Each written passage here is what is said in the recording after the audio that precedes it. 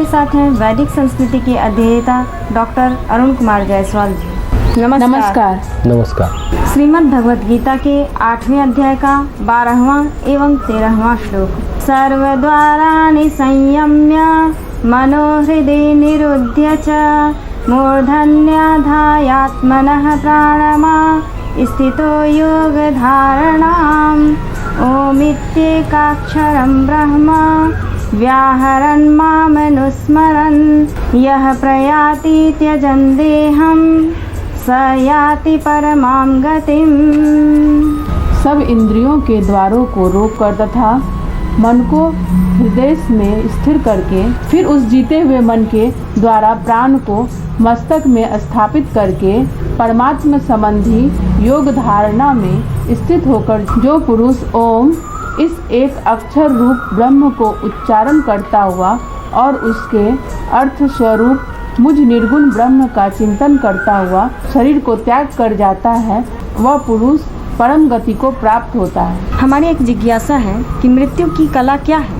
मृत्यु जीवन का महत्वपूर्ण अवसर कैसे है और हर रात्रि हमें मृत्यु का अभ्यास क्यों करना चाहिए? हमें भी एक बात बताएं, शरीर में हृदय की स्थिति कहाँ है और उसका क्या महत्व है? इस श्लोक में भगवान कहते हैं कि ध्यान कैसे लगाया जाए। शरीर में जितनी इंद्रियां हैं उनको द्वार कहते हैं। या बाहर के संसार का रास्ता है द्वार। मानव शरीर को कहा जाता है नगर। इसमें बाहरी संसार में जाने के लिए बहुत सारे मार्ग हैं। आँख, कान, नाक आदि 5 इंद्रिया द्वार हैं। इन 5 द्वारों का संयम करते हुए यह करने की आप में शक्ति है। सब स्त्री पुरुष इन्हें अनुशासित करके, इन इंद्रिय द्वारों को अनुशासित करके इसकी क्षमता काम में लेते हैं। तब सच्चरित, नीति, नैतिकता आते हैं। मन को हृदय में स्थिर करके, हृदय के कमल में, इस भाषा में हृदय एक विशेष क्षेत्र है। इस शरीर की मेरुदंड प्रणाली में 7 कमल या केंद्र अर्थात तीसरा केंद्र चक्र नाभि के नीचे है, 2 अन्य और भी नीचे है, एक अनाहत चक्र यह ध्यान का स्थान है। अतः हृदय के उस कमल पर, जिसे अनाहत चक्र कहते हैं, मन को स्थिर करो। शरीर की सभी प्राण ऊर्जाओं को भावों के मध्य एकाग्र करना है, आज्ञा चक्र में। उस स्थिति में आप योग में हैं। यहाँ सभी मानसिक ऊर्जाओं को संपूर्णतः केंद्रित कर दिया। एक शब्द ब्रह्म ओम का उच्चारण करते हुए और मुझ पर ध्यान लगाते हुए जो इस प्रकार शरीर का त्याग करता है, वह बहुत उच्च गति को प्राप्त करता है। आप शरीर नहीं है, वह एक अस्थाई या अस्थाई उद्देश्य के लिए, उसकी पूर्ति के लिए प्राप्त है। वह पूरा हो गया, आप इसे फेंक देते हैं। ध्यान रखने की बात है, अत्यंत शांतपूर्ण एवं संतुलित विधि से अपनी क्षमता का विकास आप समस्त जीवन में कर सकते हैं, जिससे कि अंतिम समय में हम बिखरी हुई स्थिति में नहीं हो, अपितु ब्रह्म के ध्यान में स्थित हो सके। इस प्रकार से मरने वाले का दृष्टिकोण होगा तो संसार रो सकता है, पर मरने पर मैं मुस्कुराऊंगा। इसलिए कबीरदास जी ने कहा है, कबीरा जब पैदा हुआ तब संसार हंसा और मैं रोया, लेकिन जब मैं मरूं तो संसार रोए मैं हंसूं। तो जीवन का महत्वपूर्ण अवसर है मृत्यु। इस 8वें अध्याय में भगवान सिखाते हैं मृत्यु की कला। मृत्यु की कला के लिए सबसे महत्वपूर्ण बात है मन बिखरा हुआ न हो, मन में कहीं से भी बिखराव नहीं हो। एक उद्देश्य, एक संकल्प के लिए जीवन जिया जाए। जो ऐसा जीवन जीते हैं वही महत्वपूर्ण जीवन जीते हैं। जिसका उद्देश्य या संकल्प नहीं है वह महत्वपूर्ण नहीं है। एक उद्देश्य के इर्द गिर्द जीवन का ताना बाना बुना जाता है। अगर ऐसा है तो फिर द्वारों को संयम में लाया जा सकता है। अगर नहीं है तो द्वार संयमित नहीं हो सकते। मन भाग जाएगा इंद्रियों के द्वारों से। मन भागे नहीं, इंद्रियों का संयमन हो, इंद्रियों की विषयों के प्रति लालसा न रह जाए, इसका हमें ध्यान रखना होगा। लालसा रह जाती है तो मन भागता रहेगा। सामान्य क्रम में कहते हैं कि नाती पोतों को बुला लो, हम मरने वाले हैं। याद कर लो, यह द्वारों का संयमन नहीं है। द्वारों का संयमन ये है कि मन अपने आप में स्थिर है, भगवान से उसे मिलने की चाह है और किसी की नहीं है। मरते समय किसी और से मिलने की चाह हुई तो परम गति नहीं होगी। तभी भगवान कहते हैं कि यह अभ्यास सारे जीवन करना होगा। एक दिन का अभ्यास नहीं है यह मृत्यु। मृत्यु के क्षण का जो अभ्यास है वह प्रतिदिन प्रति रात्रि को करना होगा। रात में जब हम सोएं तो किसी की याद ना आए, सपने में कोई ना आवे। रात में जो सोते समय सपने में जाता है, गहरी निद्रा में नहीं जाता, उसकी मृत्यु का क्षण भी बर्बाद हो जाता है। रात्रि में सोते समय गहरे में भगवान से मिल जाए, इसलिए हर रात मौत का अभ्यास करना चाहिए। श्रीमद् भगवत गीता के 8वें अध्याय का 14वां श्लोक। अनन्य चेताः सततं यो माम स्मरति नित्यशः तस्याहं सुलभः पार्थ नित्ययुक्तस्य योगिनः।